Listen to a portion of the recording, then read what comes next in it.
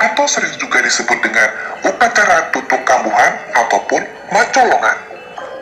Pada saat umur bayi 1 bulan 7 hari atau 42 hari, maka akan dibuatkan suatu upacara yang disebut upacara bulan pitung dina, juga disebut upacara tutuk kambuhan atau macolongan. Seperti yang diuraikan dalam buku Kande 4 Rare bahwa bayi dalam pertumbuhannya di dalam kandungan sangat dibantu oleh 4 unsur berdasarkan fungsinya masing-masing.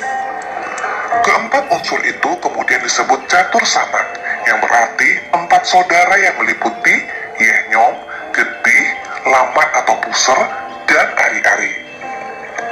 Dalam ajaran Kande 4 Rare, nama saudara 4 ini akan berganti-ganti sesuai dengan pertumbuhan si bayi, sehingga akan terdapat banyak nama untuk mereka.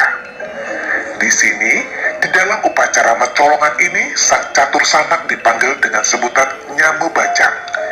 Yang dimaksud dengan Nyamu Bajang adalah semua kekuatan-kekuatan yang membantu sang catur sanak di dalam kandungan.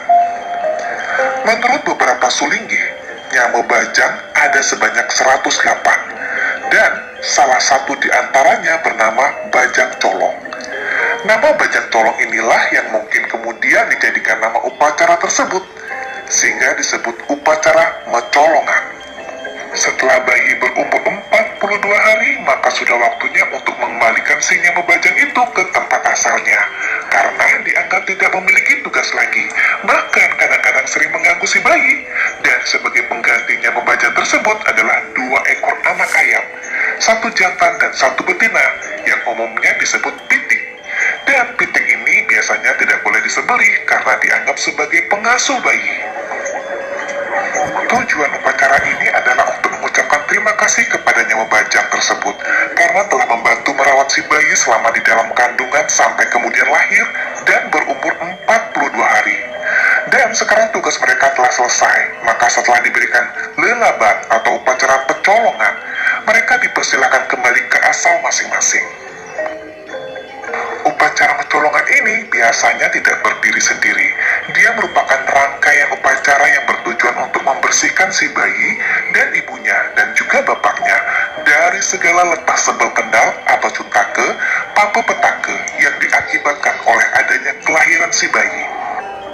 Menurut Kande 4 Rare, setelah bayi berumur 42 hari, maka disebut utuk akambuh.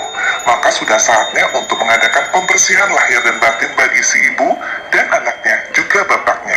Upacara pembersihan ini disebut tutuk kambuhan. Upacara ini wajib dilaksanakan karena memiliki urgensi yang besar.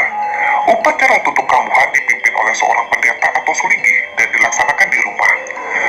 Adapun 3 lokasi yang menjadi titik sentra dilaksanakan upacara adalah yang pertama di dapur, sebagai tempat pemujaan atau persembahan terhadap Dewa Brahma.